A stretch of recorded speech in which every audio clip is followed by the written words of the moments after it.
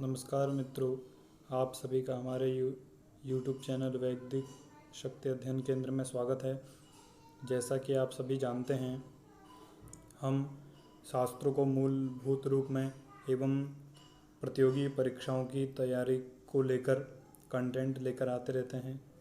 और आज का जो हमारा मुख्य विषय है वह है व्याकरण के त्रिमुनियों का परिचय। व्याकरण के त्रिमुनियों का परिचय। व्याकरण के त्रिमुनि कौन कौन हैं अर्थात और उनकी जो कृति है वह क्या है और उनका जो समय है, उनका मतलब उनका एक समुचित तरीके से उनका एक परिचय हम आपके समक्ष लेकर आए हैं, जो यह आपके लिए बहुत ही उपयोगी होगा। तो देखते हैं उन तीनों मुनियों अर्थात त्रिमुनि कौन कौन है। तो प्रथम मुनि हैं हमारे पाणिनि, और द्वितीय मुनि हैं कात्यायन, और तृतीय मुनि हैं पतंजलि। तो ये तीन मुनि व्याकरण के माने जाते हैं। और इनकी जो कृति है, तो पाणिनि की मुख्य कृति है अष्टाध्यायी, जो कि व्याकरण का आधार स्तंभ ग्रंथ है। और पाणिनि की कृति अष्टाध्यायी। और कात्यायन क्या है? वार्तिक। कात्यायन जी ने लिखे हैं वार्तिक, और पतंजलि ने महाभाष्य को लिखा है। और इन्हीं तीनों की इस कृति को तदुक्ति नाम पद से सुशोभित किया गया है। इस त्रिमुनि में पाणिनि का अष्टाध्यायी संस्कृत व्याकरण का आधार स्तंभ कृति है। और पाणिनि सूत्रों से बचे हुए विषय तथा कठिनता से कहे गए विषय का सरल उपस्थापन कात्यायन अर्थात वर रुचि। कात्यायन का अपर नाम क्या है? वर रुचि है। वर रुचि। तो कात्यायन को अपर नाम वर रुचि है, अर्थात कात्यायन को वर रुचि भी कहा जाता है। तो इनकी जो कृति है वह है वार्तिक है। और अष्टाध्यायी और वार्तिकों पर विचार करके पाणिनि सूत्रों की पुनः प्रामाणिकता से स्थापित करने के लिए पतंजलि जी ने महाभाष्य लिखा। इस त्रिमुनि परंपरा में पतंजलि के मत को श्रेष्ठ माना गया है, क्योंकि इसमें पुनः पाणिनि के मत को ही प्रामाणिक माना गया है। पुनश्च कहा गया है कि यथोत्तरम मुनीनाम प्रामाण्यम, अर्थात जो मुनि बाद में विषय का उपस्थापन करता है उसका मत प्रामाणिक माना जाता है। जैसे कि सर्वप्रथम पाणिनि ने अष्टाध्यायी लिखी और उसके बाद कात्यायन ने, तो पाणिनि की अपेक्षा क्या कात्यायन का सर्वश्रेष्ठ माना जाएगा। और उसके बाद पतंजलि जी ने महाभाष्य लिखा। तो इन तीनों में सबसे उत्तर मुनि कौन है, मतलब बाद में हुए? पतंजलि जी। तो पतंजलि जी ने जो कहा है उस मत को अधिक प्रामाणिक माना जाता है, जिसमें कि यह उक्ति के हमारी प्रमाण है, यथोत्तरम मुनीनाम प्रामाण्यम, इस न्याय के आधार पर। अब इसी के श्रृंखला में आगे देखते हैं त्रिमुनियों का जो उनका समय इत्यादि। तो देखिए सर्वप्रथम के हमारे पास त्रिमुनियों में कौन है? पाणिनि थे। तो जो पाणिनि का समय माना जाता वह है 500 ईसा पूर्व, अर्थात इनका जो जन्म हुआ था वह 500 ईसा पूर्व हुआ था। और इनका जो जन्म हुआ था स्थान का नाम है शलातुर। शलातुर नाम के स्थान में इनका जन्म हुआ था। और इनका जो अध्ययन हुआ था वह हुआ था तक्षशिला। तक्षशिला में माता का नाम था इनका दाक्षी, इन्हीं के कारण इन्हें दाक्षी पुत्र भी कहा जाता है। और पिता का नाम था पणिन, तो पणिने ही अपत्यमिति पाणिन। पणिन का जो अपत्य है अर्थात पुत्र है उसे क्या कहा जाता है? पाणिनि कहते हैं। इनकी जो तदुक्ति है अर्थात इनकी जो कृति है वह है अष्टाध्यायी, और उसी को शब्दानुशासन से भी सुशोभित किया गया है। और जिस अष्टाध्यायी में के 8 अध्याय, इसी के कारण इसे अष्टाध्यायी कहा जाता है। और प्रत्येक अध्याय में कितने? 4 पाद हैं।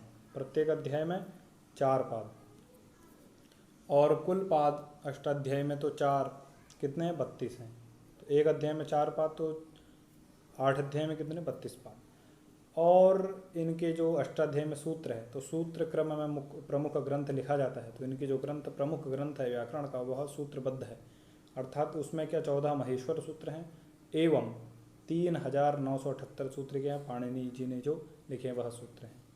जो प्रथम सूत्र है वह है वृद्धिरादैच, और जो अंतिम सूत्र है वह है अ।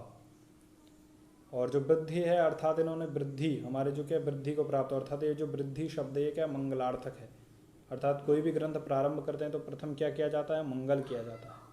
कोई भी शुभ कार्य प्रारंभ करने से पहले, तो पाणिनि जी ने भी क्या मंगल रूप में वृद्धिरादित सूत्र का उपस्थापन किया। और अष्टाध्यायी, अष्टाध्यायी में व्याकरण के लगभग 10 आचार्यों का नाम पाणिनि जी ने लिया है। कितने? 10 आचार्यों का नाम। प्रारंभ में और एक सूत्र हमारे पास पूर्वत्रा सिद्धम, जो क्या कहता है कि सपाद सप्ताध्यायी के प्रति क्या होता है? त्रिपादी सिद्ध होते हैं। तो सपाद सप्ताध्यायी अर्थात 29 पाद, जो पूर्व के 29 पाद हैं उन्हें क्या कहते हैं? सपाद सप्ताध्यायी। और अंतिम के जो 3 पाद हैं उन्हें क्या कहा जाता है? त्रिपादी। तो जो प्रारंभ के 29 पाद के प्रति क्या जो 3 पाद अंतिम के क्या असिद्ध माने जाते हैं। अर्थात यदि जो 3 पाद वाले जितने भी सूत्र हैं वो पूर्व में कार्य करेंगे तो प्रारंभ के 29 पादों के सूत्रों को उनका कार्य नहीं दिखाई देगा, अर्थात उनकी दृष्टि में वह असिद्ध रहेगा। ये अब इसके बाद जो है द्वितीय हमारे पास आचार्य थे वह है वररुचि अर्थात कात्यायन। इनका जो समय माना जाता है जन्म समय वह 350 ईसा पूर्व, लगभग पाणिनि जी के 150 वर्ष बाद। और इनका जो जन्म है वह दक्षिण भारत का माना जाता है। इनकी जो कृति थी तदुक्ति थी वह है वार्तिक। और इन्होंने जो कहा, इनका लगभग 1500 सूत्रों पर इन्होंने 4000 से 5000 वार्तिक लिखे। वर्तमान में इनका जो ग्रंथ है वह एक पृथक ग्रंथ के रूप में नहीं दिखाई देता, किंतु इनके जो वार्तिक हैं वह अष्टाध्यायी सिद्धांत कौमुदी में दिखाई देते हैं, जो भट्टोजी दीक्षित द्वारा निर्मित है उसमें इनके वार्तिक मिलते हैं। और लगभग उस सिद्धांत कौमुदी में 836 वार्तिक वर्तमान में प्रचलित हैं, जबकि इन्होंने 4000 से 5000 वार्तिक लिखे थे, परंतु वर्तमान में 836 वार्तिक सिद्धांत कौमुदी में प्रचलन में हैं। जो हमारे तृतीय आचार्य हुए वह हैं पतंजलि। पतंजलि का जो जन्म है वह भी 200 ईसा पूर्व माना जाता है, अर्थात कात्यायन के 150 वर्ष बाद। और इनकी जो तदुक्ति अर्थात इनकी जो कृति है वह है महाभाष्य। महाभाष्य में कहा जाता है कि 84 से 85 क्या आहनिक है। जिस प्रकार अध्याय होते हैं तो उसमें क्या आहनिक है। तो आहनिक अर्थात कहते हैं कि अन्य भवः, एक दिन में निर्मित कार्य को क्या कहा जाता है?